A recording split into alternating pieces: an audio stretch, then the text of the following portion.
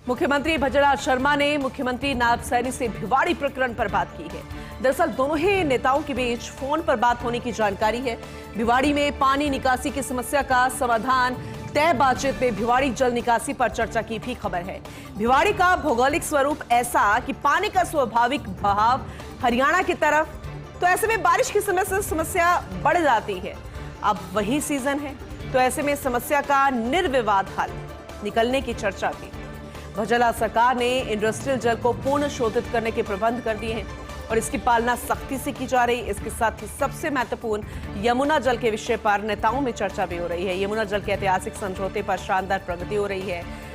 अब देखा जाए तो संयुक्त रूप से ही विस्तृत प्रोजेक्ट रिपोर्ट की तैयारी है। हरियाणा राजस्थान द्वारा इसी महीने शुरू भी किया जाएगा पाइपलाइन हेतु वास्तविक जमीनी अलाइनमेंट सर्वे। बातचीत में संभवतः इस मुद्दे पर भी चर्चा हुई है। तो कुल मिलाकर यही कहेंगे, दोनों ही राज्यों में बीजेपी की सरकार है। मुख्यमंत्री बेहद जोर शोर से कामों में लगे हुए हैं। पानी की समस्या दोनों ही राज्यों में बेहद महत्वपूर्ण, और ऐसे में किसानों की समस्या का हल निकालना है। आम लोगों की जो दैनिक दिनचर्या जो होती है उसमें पानी का कितना विशेष महत्व है, लेकिन भविष्य में पानी को लेकर दिक्कत ना हो, दोनों ही मुख्यमंत्री लगातार सकारात्मक चर्चा कर रहे हैं। जो योजनाएं परियोजनाएं जिस पर समझौते हो चुके हैं उस पर काम किया जा रहा है। उसकी प्रगति रिपोर्ट अब तक जो आई है वो पॉजिटिव है।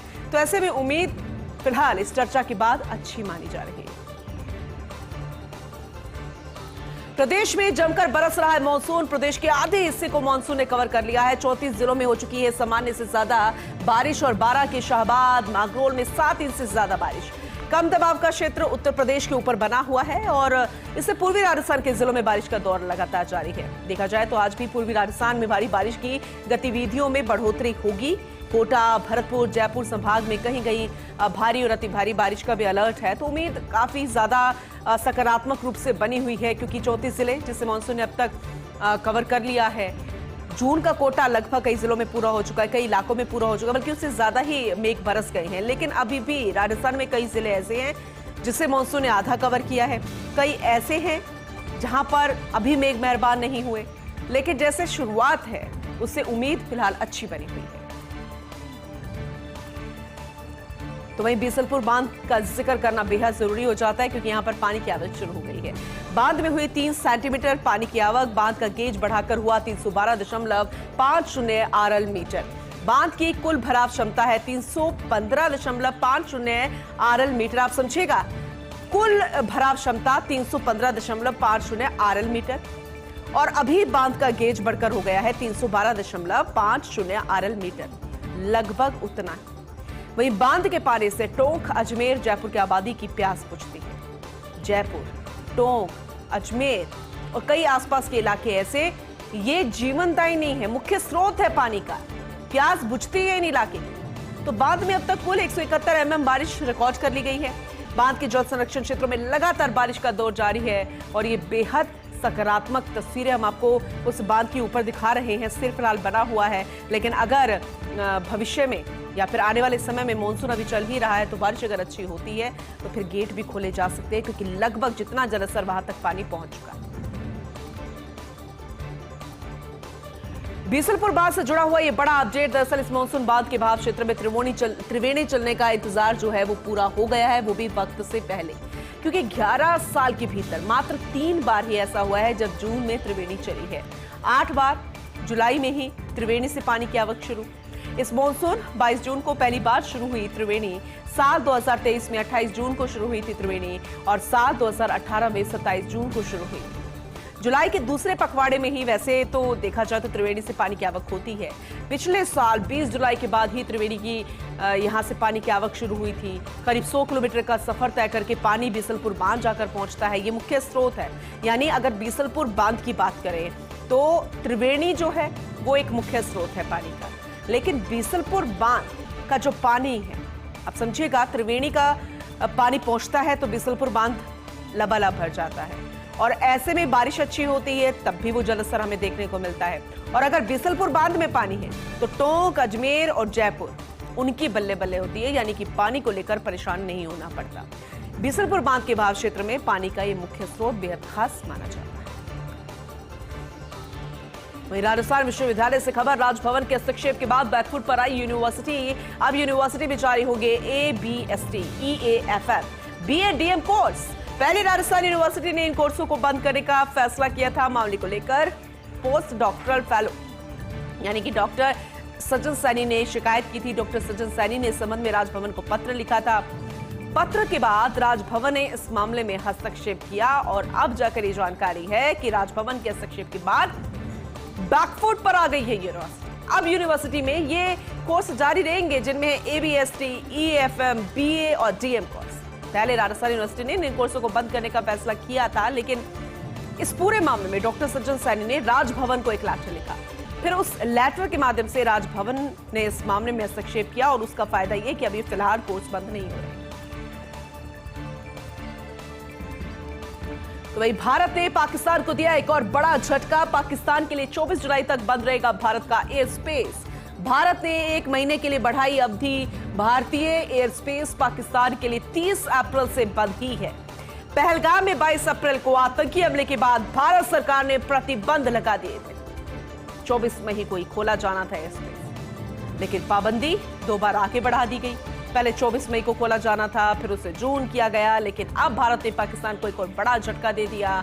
यानी पाकिस्तान के लिए 24 जुलाई तक, अगले महीने तक भारत का एयर स्पेस बंद रहेगा।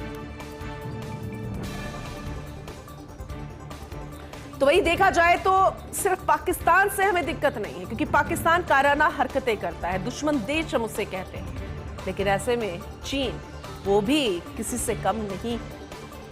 अब पैंगोंग झील के पास ये चीन आखिर कैसे साजिश रच रहा है? पूर्वी लद्दाख की पैंगोंग झील के पास HQ-16 एयर डिफेंस सिस्टम तैनात कर दिए गए हैं। 40 से 70 किलोमीटर तक के अवैध लक्ष्यों को ही निशाना बना सकते हैं। भारतीय सुरक्षा एजेंसियां इस पर करीब से नजर रख रही हैं। डिप्लॉयमेंट भारत पर रणनीतिक दबाव डालने की काफी कोशिश मानी जा सकती है। क्षेत्र में रणनीतिक संतुलन को प्रभावित कर सकता है चीन का यह कदम, लेकिन इससे इसका क्या असर होगा, क्योंकि वो देख चुका है कि हमारे पर अगर कोई उंगली उठाता है, कोई आंख भी दिखाता है, तो उसका कैसा हश्र होता है। ये ऑपरेशन सिंदूर के जरिए हमने दिखा दिया पूरी दुनिया को कि जो जैसा भाषा का इस्तेमाल करेगा उसको उसी की भाषा में जवाब दिया जाएगा। जो जैसी कायराना हरकत करेंगे हम निडर होकर उसका सामना करेंगे और खात्मे तक ही पहुंचकर अंजाम लेंगे। तो ऐसे में चीन को सोच समझकर चलना होगा, और अगर कोई दिखा रहा है पूरी दुनिया को कि वो किसी से कम नहीं, तो पूरी दुनिया जानती है कि आखिर चीन में कितना दम है। लेकिन इन सब के बीच में ईरान और इजराइल का जिक्र करना बेहद जरूरी है, क्योंकि लगातार वहां पर मिसाइल अटैक्स, भारतीयों को हम वापस ला रहे थे। आज भी ग्रुप आया है, लेकिन इन सब के बीच में रात भरी खबर ये कि खत्म हो गया है युद्ध। ईरान इजराइल सीज़फायर पर आखिरकार सहमति बन गई। ईरान इजराइल युद्ध को लेकर इस वक्त की सबसे बड़ी खबर आप तक पहुंचा रहे हैं। अमेरिकी राष्ट्रपति डोनाल्ड ट्रंप ने एक बड़ा दावा किया, ईरान और इजराइल के बीच सीज़फायर का दावा।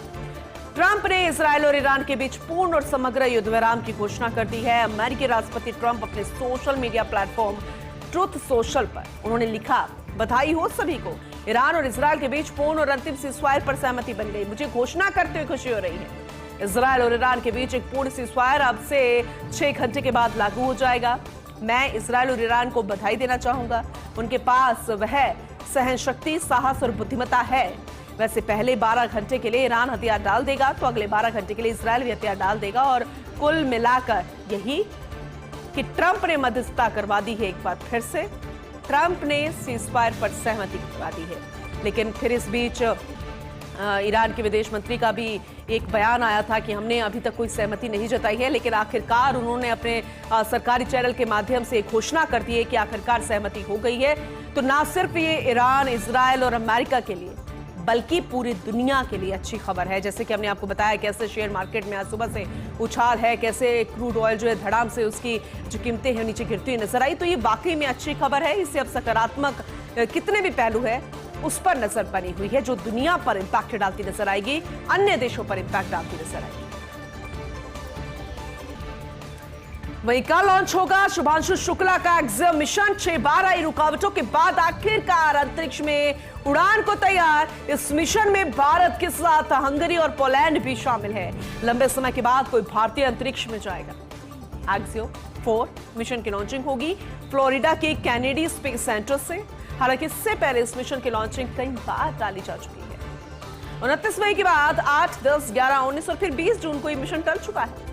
लेकिन इससे पहले राकेश शर्मा भारतीय अंतरिक्ष यात्री के तौर पर अपना नाम कमा चुके हैं। इतना ही नहीं, हम बात कल्पना चावला की करते हैं, हम बात तमाम हमारे भारतीय उन साइंटिस्ट की करते हैं, अंतरिक्ष यात्रियों की करते हैं, सुनीता विलियम्स की करते हैं। न जाने सुनीता विलियम्स कितने जतन करने पड़े होंगे भारत की जमीन पर भारत लौटने के लिए, लेकिन आखिरकार सफलता तो पाई। लेकिन एक बार फिर से ये कोशिश की जा रही है, जिसे लेकर एक्सियम 4 मिशन की लॉन्चिंग फ्लोरिडा के कैनेडी स्पेस सेंटर से, और मिशन की लॉन्चिंग कई बार टाली जा चुकी है, लेकिन आखिरकार फिर से ये तैयार है अंतरिक्ष में जाने के लिए।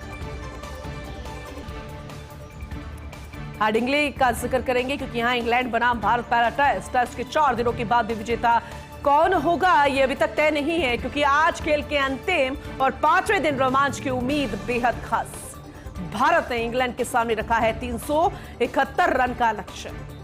अभी कितना बड़ा है, कितना मुश्किल है, कितना आसान है, आखिरी दिन इंग्लैंड को जीत के लिए 350 रन बनाने होंगे, ये तो इंग्लैंड जानता है। भारत को मैच जीतने के लिए लेने होंगे 10 विकेट। कल केएल राहुल और ऋषभ पंत ने भारत की ओर से शतक जमाए थे। खेल खत्म होने तक इंग्लैंड ने बिना विकेट गंवा लिए थे 21 रन, लेकिन आज की तस्वीर भी कई मायनों में खास मानी जा रही है। आखिर कौन होगा विजेता?